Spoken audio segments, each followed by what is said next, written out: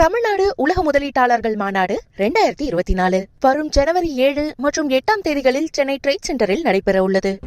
தமிழ்நாட்டுக்கு மத்திய அரசு என்ன செய்தது என்று முதலமைச்சர் மு.க.ஸ்டாலின் சமூக வலைதள பக்கத்தில் கேள்வி எழுப்பி உள்ளார்.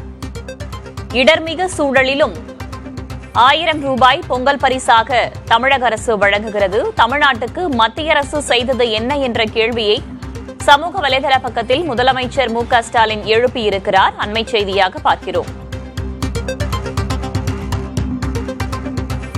தமிழக அரசின் நிதியிலேயே திட்டங்கள் நிறைவேற்றப்பட்டிருப்பதாக குறிப்பிட்டிருக்கிறார். பல்வேறு திட்டங்கள் தமிழக அரசின் நிதியிலேயே நிறைவேற்றப்பட்டு வருவதாகவும் மத்திய அரசு என்ன செய்தது என்ற கேள்வியை எழுப்பியும் சமூக வலைதளத்தில் பதிவிட்டுள்ளார் முதலமைச்சர் மு.க.ஸ்டாலின். கூடுதல் தகவல்களை வழங்குவதற்காக செய்தியாளர் ரமேஷ் இணைந்திருக்கிறார். அவரிடம் கேட்கலாம். ரமேஷ், தமிழ்நாட்டுக்கு மத்திய அரசு என்ன செய்தது என்ற கேள்வியை முதலமைச்சர் மு.க.ஸ்டாலின் எழுப்பியிருக்கிறார். இம்முறை மட்டுமல்ல, கடந்த சில வாரங்களாகவே அந்த மிக்ஜம் புயலில் தொடர்ந்தே இந்த கேள்வி எழுப்பப்பட்டுக் கொண்டே வருகிறது. வேறு என்னென்ன விஷயங்களை குறிப்பிட்டிருக்கிறார் சமூக வலைதள பக்கத்துல?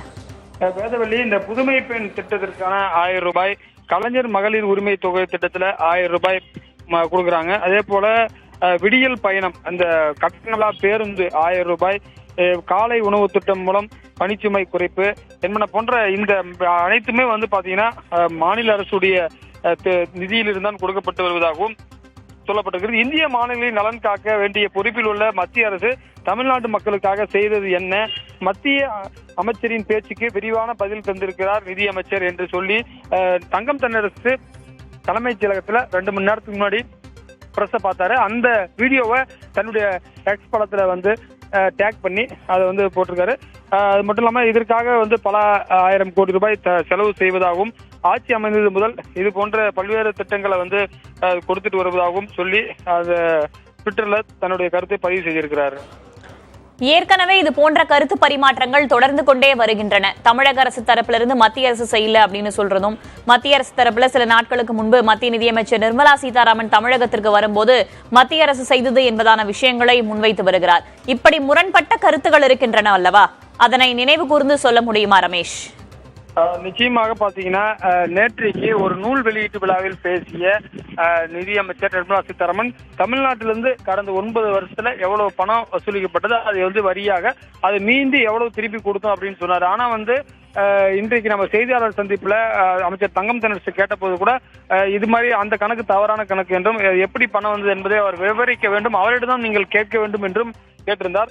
எனவே இதை பாத்தீங்கன்னா அடுத்த முறை மத்திய அமைச்சர் வரும்போது நிச்சயமாக நமது சார்பாக கூட கேட்க வாய்ப்பு இருக்கு. தொடர்ச்சியாக இது போன்ற மெட்ரோ ரயில் திட்டம் போன்ற மத்திய மாநில அரசுகள் இணைந்து செயல்படக்கூடிய பல்வேறு திட்டங்களிலும் முரண்பாடுகள் தொடர்ச்சியாக இருந்து கொண்டே வருகிறது. இந்த நிலையில் தான் மத்திய அமைச்சர் அமித்ஷா அவர்களிடம் தமிழக எம்பிக்கள், அனைத்து கட்சி எம்பிக்கள் பார்ப்பதற்கான நேரம் வேண்டும் என்று முதலமைச்சர் நேற்று கடிதம் எழுதியிருக்கார். அவர் எப்போது கொடுப்பார் என்பது குறித்தும் நாம் கேட்டபோது இன்னும் நேரம் கிடைக்கவில்லை என்று தங்கம் தென்னரசு சொல்லியிருந்தார்.